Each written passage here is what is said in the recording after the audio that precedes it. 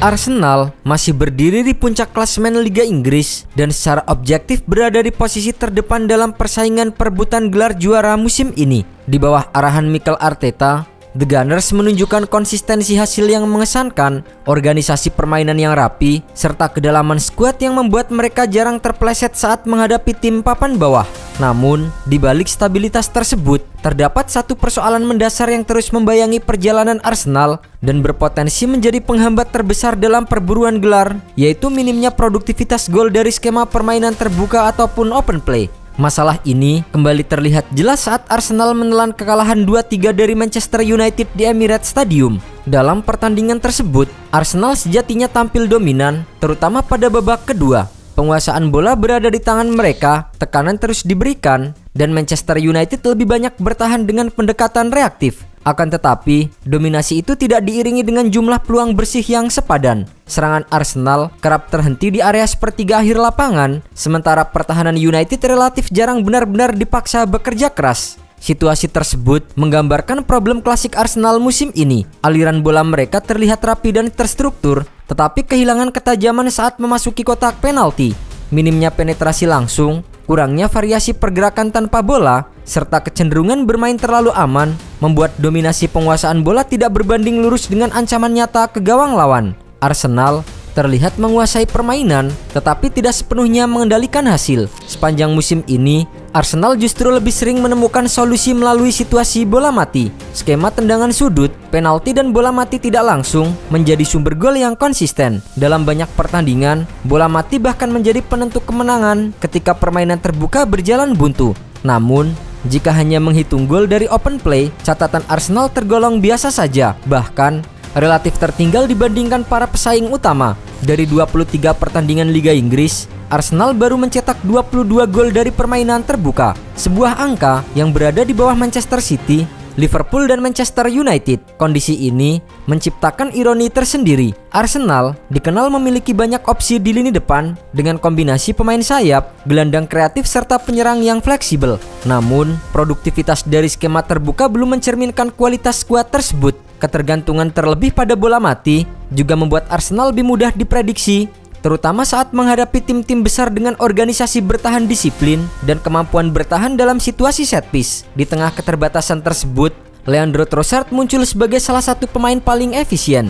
Winger asal Belgia itu kerap hadir di momen-momen penting dan menunjukkan ketenangan dalam memaksimalkan peluang. Kontribusinya membuat Arsenal tetap kompetitif di banyak laga krusial. Meski demikian, untuk tim yang menargetkan gelar juara Liga Inggris, Trossard lebih ideal berperan sebagai pemain pendukung atau impact player, bukan sebagai pusat utama serangan. Efisiensinya tinggi, tetapi ia bukan tipe pemain yang secara konsisten mampu mendominasi permainan dan menarik perhatian banyak bek lawan. Sorotan kemudian kembali mengarah pada dua pemain yang dalam 2 musim terakhir menjadi motor utama serangan Arsenal, yaitu Bukayo Saka dan Martin Odegaard. Kombinasi keduanya di sisi kanan pernah menjadi salah satu yang paling mematikan di Premier League. Pergerakan Saka yang agresif, kecerdikan Odegaard membaca ruang, serta dukungan bek kanan menciptakan dinamika serangan yang sulit dihentikan oleh lawan.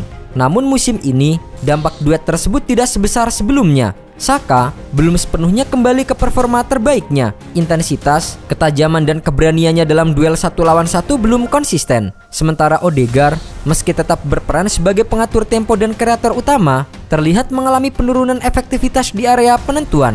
Arsenal masih sangat mengandalkan keduanya, tetapi kontribusi langsung dalam menciptakan dan menyelesaikan peluang dari permainan terbuka belum optimal. Absennya Kai Havertz dalam sejumlah pertandingan Premier League juga memberikan dampak signifikan. Meski kerap dikritik karena bukan penyerang yang produktif secara statistik, Havertz menawarkan dimensi berbeda dalam permainan Arsenal. Pergerakan tanpa bola, kemampuan membuka ruang, serta perannya sebagai penghubung antara lini tengah dan depan memberi variasi penting dalam skema serangan. Tanpa Havertz, Arsenal terlihat lebih statis dan mudah dibaca di area depan. Selain itu, peran Ben White juga patut mendapatkan perhatian. Ketika White berada dalam kondisi fit, kerjasama di sisi kanan bersama dengan Saka dan Odegaard berjalan jauh lebih hidup. Rotasi posisi yang cair menciptakan ruang, memecah fokus pertahanan lawan, dan meningkatkan variasi serangan. Ketika White tidak berada dalam performa terbaiknya, Arsenal kehilangan salah satu elemen penting dalam membangun serangan dari sisi kanan. Kekalahan dari Manchester United juga memunculkan dimensi lain dari masalah Arsenal, yaitu aspek mental. Arsene Wenger, mantan pelatih legendaris The Gunners,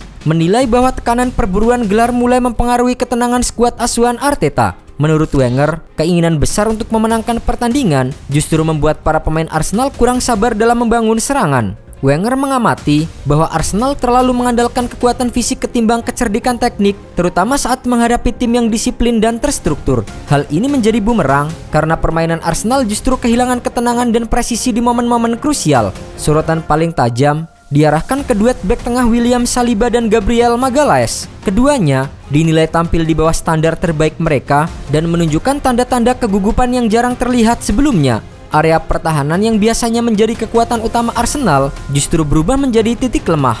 Kebobolan 3 gol di kandang sendiri menjadi indikator nyata. Pada gol pertama Manchester United, kesalahan awal memang datang dari Martin Zubimendi. Tetapi, Wenger menilai Saliba juga mengambil keputusan keliru dengan maju terlalu agresif. Seharusnya, ia menjaga kedalaman pertahanan untuk mengantisipasi situasi lanjutan. Kesalahan kecil tersebut mencerminkan hilangnya ketenangan yang kerap muncul saat tekanan berada di puncak. Di sisi lain, Wenger memuji kecerdikan Manchester United yang bermain lebih terstruktur dan efektif.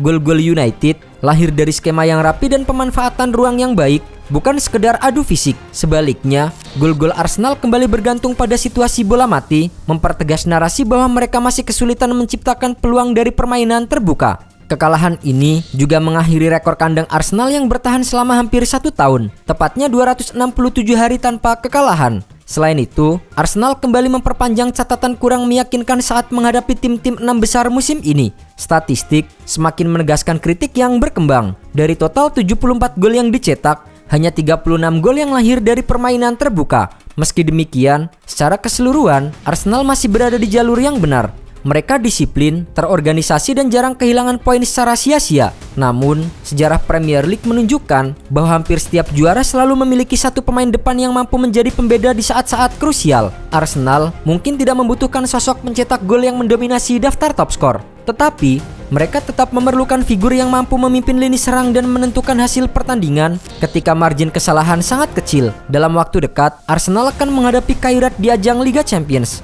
Meski telah memastikan lolos ke babak 16 besar dengan rekor kemenangan sempurna, laga tersebut tetap menjadi momentum penting untuk mengembalikan kepercayaan diri dan mempertajam permainan terbuka. Jika Arsenal mampu memperbaiki efektivitas open play dan menjaga stabilitas mental di tengah tekanan, peluang untuk menutup musim dengan gelar juara tetap terbuka lebar.